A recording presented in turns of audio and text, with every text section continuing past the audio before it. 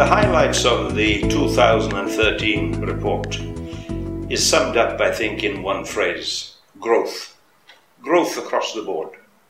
And what we find is that in terms of the number of hectares, there has been growth from 2012 until 2013. In fact, an increase of 5 million hectares, which translates to 3%. Now, you may think that 3% is low. Why is it that this figure is not higher? There is a simple reason, and that is that all the principal biotech crops in the major countries have already reached an optimum of between 90% and 100%. Let me give you some examples. If we take Canada, 96% of the key biotech crop, canola, is already biotech. Moving south to the US, we find that 90% of maize is already biotech. The same is true for cotton, and 93% of soybean is biotech. If we move to the developing countries, the biggest country in the south, Argentina, 100% adoption. You cannot do better. Brazil, in terms of soybean, at 88%. China, at 90% in terms of BT cotton, and India at 95%. So this is a very important point, that we've already reached unprecedented high levels of adoption in the major areas. As far as numbers of farmers are concerned, it's the same story. We've increased from 17.3 million farmers in 2012 to 18 million in 2013.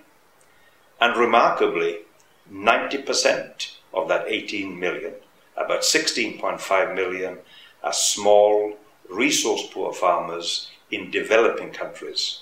And obviously, if you can bring benefit to these farmers, not only do you increase crop production, but you make a contribution to the alleviation of poverty. What we also see in terms of growth is that developing countries as a whole have grown. They farmed 54% of the total 175 million hectares in 2013, as opposed to 46% by industrial countries. So there is a 14 million increase in 2013 for developing countries. That's very important, because the people, the population, the hunger are in the countries of the south. So here we have technology being used in exactly the area where it's needed. What we've also seen is more countries approving biotech crops for commercialization in 2014. Bangladesh has approved BT brinjal. This is eggplant with a gene called BT that confers insect resistance. Approved, and I think that's a very important model project which others can learn from. Political will in Bangladesh made that happen. It was a joint program between the public and the private sector. In terms of other projects in Asia, we have Indonesia having approved drought-tolerant sugarcane. A very important development, because this is the first time that sugarcane has been approved globally. And then we look at other opportunities in and around the globe in 2013 for expansion of biotechnology. And I believe that the public-private sector partnership is a very important development that we've seen flourish in 2013.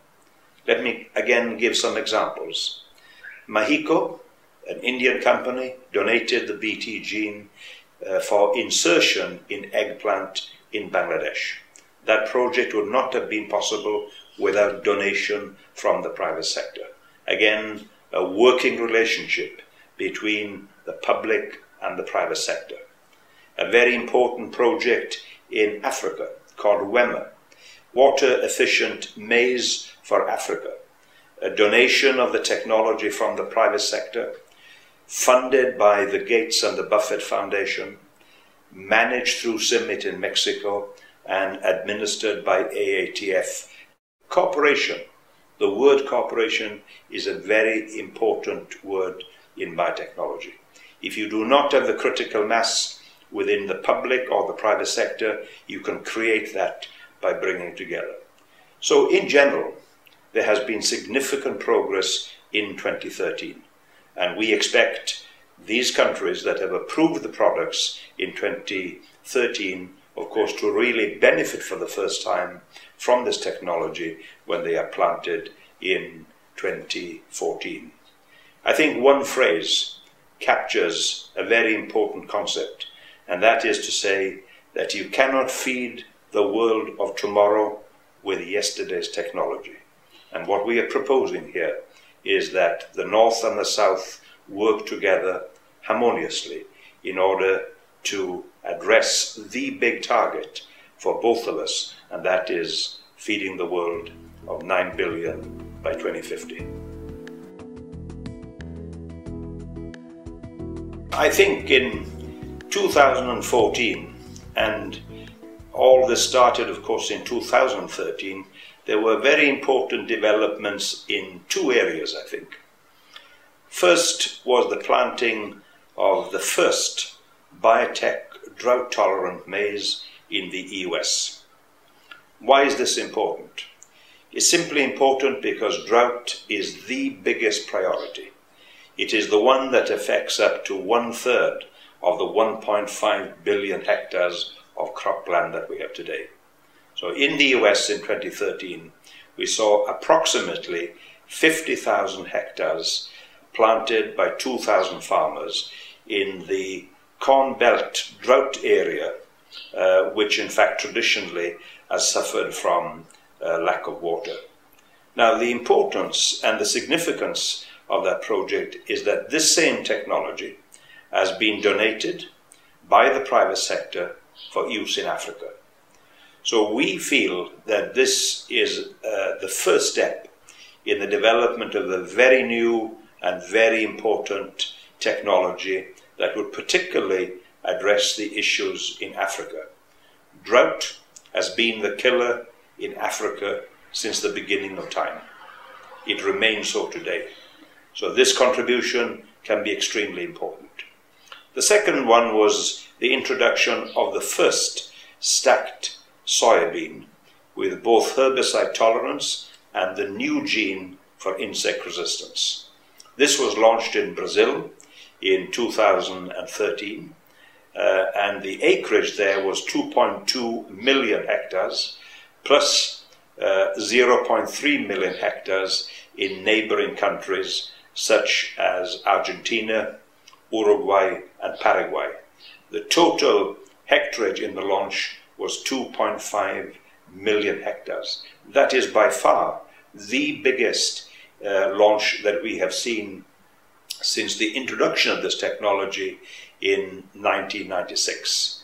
We estimate that this technology can bring additional yield to approximately 50 million hectares in South America alone. The developments in terms of homegrown products is another important development. Brazil, through its institution Embrapa, has developed, approved and cleared for commercialization a virus-resistant bean. Now, bean is very important in Latin America because rice and beans are the staple of the continent. This is a technology that can be used in many countries in Latin America. So this is a flavor of some of the important developments, the seeds that have been planted in 2013, which will bear fruit in 2014 and beyond.